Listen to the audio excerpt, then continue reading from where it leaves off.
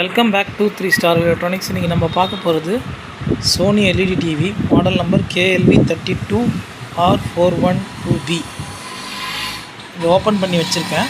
இது என்ன ப்ராப்ளம்னா, டிவி ஸ்டாண்ட் பை லைட்டே எரியலை, டெட் கண்டிஷனில் இருக்குது. இப்போ பாருங்கள், உங்களுக்கு டிவி ஆன் பண்ணி காட்டுறேன். இப்போ பார்த்தீங்கன்னா இப்போ வந்து நான் டிவி ஆனில் இருக்குது. நீங்கள் பாருங்கள், டிவியில் ஸ்டாண்ட் பை ரிலீஸ் பண்ணுறேன், லைட் எரியவே இல்லை, ஸ்டாண்ட் பை லைட் எரியல, டெட் கண்டிஷனில் இருக்குது. ஸோ முதல்ல நம்ம வந்து வோல்டேஜ் செக் பண்ணிடுவோம் மல்டிமீட்டர் வச்சு. ஃபஸ்ட்டு நம்ம இந்த அடாப்டரில் வர வோல்டேஜ் செக் பண்ணிடலாம். அடாப்டரில் இந்த வோல்டேஜ் வருதான்னு இந்த இடத்துல அதில் 19.97 வருது. ஓகே. அதுக்கப்புறமா வந்து நம்மளுக்கு இந்த ஐசி இதில் அவுட்புட், இந்த காயில் அவுட்புட் ஆகுதான்னு பார்க்கணும். நம்ம 3.3 வோல்ட் இது அவுட்புட் ஆகும். முதல்ல இன்புட்டை பார்த்துருவோம். இன்புட் 19 வோல்ட் வரணும்.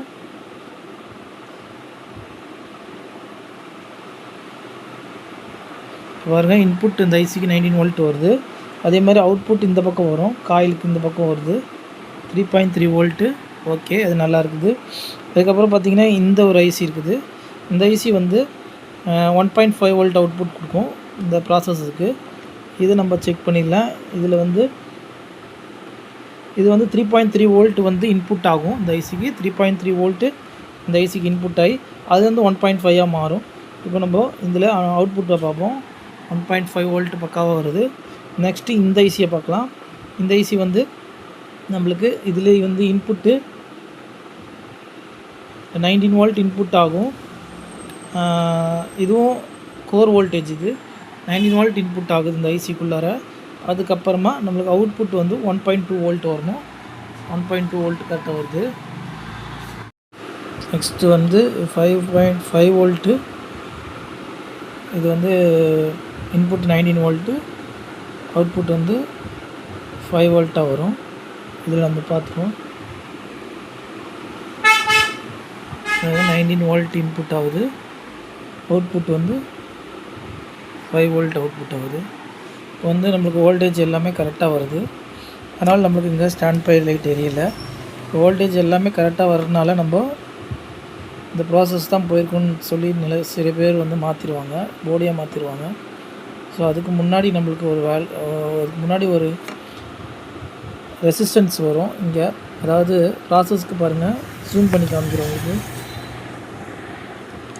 சாரி, இது வந்து ரேமுக்கு பக்கத்தில் இங்கே ஒரு ரெசிஸ்டர் இருக்குது பாருங்கள். இதெல்லாம் ரெசிஸ்டரு 715 போட்டிருக்கு. இது 4 டைப் ரெசிஸ்டர், 4 இதுவும் வரும்.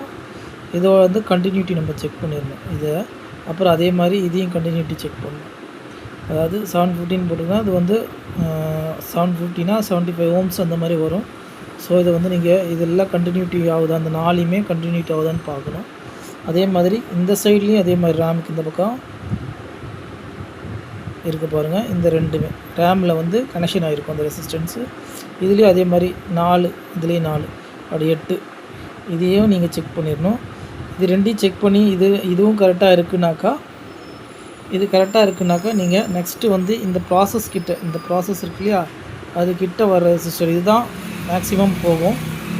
இதுவும் இதையும் செக் பண்ணிடணும் நீங்கள். இதுவும் அதே மாதிரி கண்டினியூட்டி காட்டுதான்றதை செக் பண்ணிக்கணும். கண்டினியூட்டி காட்டலைன்னா இந்த ரெசிஸ்டர் அப்படியே டோட்டலாக மாற்றிருங்க. இதில் கண்டினியூட்டி காட்டல, இதை மாற்றிருங்க. இதில் ப்ராப்ளம் இருந்துச்சுன்னா உங்களுக்கு ஸ்டாண்ட் பை லைட்டு ஆன் ஆகாது, செட்டு வந்து டெட்டாக இருக்கும். ஸோ இப்போது நான் வந்து செக் பண்ணதில் இந்த ரெசிஸ்டர்ஸு கண்டினியூட்டர் காட்டலை, இதில் நடுவில் இருக்கிற 2 மட்டுமே காட்டலை. ஸோ நம்ம வந்து இதை மட்டும் ரீப்ளேஸ் பண்ணுறோம். இது வந்து என்கிட்ட வேறு ஒரு போர்டு இருக்குது, அதிலேருந்து கழட்டி இதில் சேஞ்ச் பண்ணிவிட்டு உங்களுக்கு டிவியை நான் உங்களுக்கு போட்டு ஆன் பண்ணி காட்டுறேன். ஓகே, இப்போ பாருங்கள், நான் வந்து இந்த ஒரு ரெசிஸ்டன்ஸ் மட்டும் மாற்றிருக்கேன். இது இங்கே இருக்குது பாருங்கள், வேறு போர்டில் வந்து கழட்டி போட்டிருக்கேன். ஜூம் பண்ணி காட்டுறேன் உங்களுக்கு. இதை பாருங்கள், இதை நான் மாற்றிட்டேன். இது ஓப்பன் ஆகிருந்தது. இதை மாற்றினோடனே எனக்கு டிவி சரியாயிடுச்சு. இப்போ பாருங்கள், உங்களுக்கு டிவி ஆன் பண்ணி காட்டுறேன். ஸ்டாண்ட் பை லைட் பாருங்கள், எரியுது பாருங்கள். பாருங்கள், டிவி ஆன் ஆகிடுச்சு. சோனின்னு வருது பாருங்கள். ஓகேவா? இந்த மாதிரி வந்து செட்டு டெட்டாக இருந்ததுன்னா நீங்கள் வோல்டேஜ் எல்லாம் செக் பண்ணுங்கள். செக் பண்ணதுக்கப்புறம் மறக்காமல்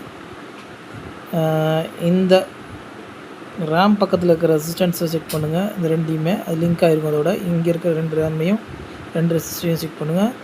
அது ஓப்பன் ஆகலைன்னா அதுக்கப்புறமா இங்கே வாங்க. மேக்ஸிமம் இந்த ஒரு இது தான் உங்களுக்கு ஓப்பன் ஆகிடும். ஸோ நீங்கள் இதை மட்டும் நீங்கள் மாற்றினாலே செக் பண்ணிவிட்டு மாற்றுங்க. மாற்றினோன்னா உங்களுக்கு இந்த டெட்டான சோனி டிவி ஓகே ஆகிடும். மேக்ஸிமம் இந்த சோனியில் 412B இந்த சோனியில் இந்த பிரச்சனை வரும். ஸோ நீங்கள் இந்த மாதிரி பண்ணி அதை ரெடி பண்ணிடலாம். நீங்கள் போர்டு ஆன் ஆகலைன்றனால போர்டெல்லாம் மாற்றாதீங்க. மெயினாக இதை செக் பண்ணுங்கள். இது வந்து இந்த ரெசிஸ்டர் தான் நமக்கு ஓப்பன் ஆகிருந்து அதை மாற்றணும்னு ஓகே ஆகிடுச்சு. ஓகே, இந்த வீடியோ பிடிச்சிருந்தா லைக் பண்ணுங்கள், ஷேர் பண்ணுங்கள், கமெண்ட் பண்ணுங்கள். கூடிய சீக்கிரம் நெக்ஸ்ட் வீடியோவில் சந்திக்கிறேன். தேங்க்யூ ஃபார் வாட்சிங்.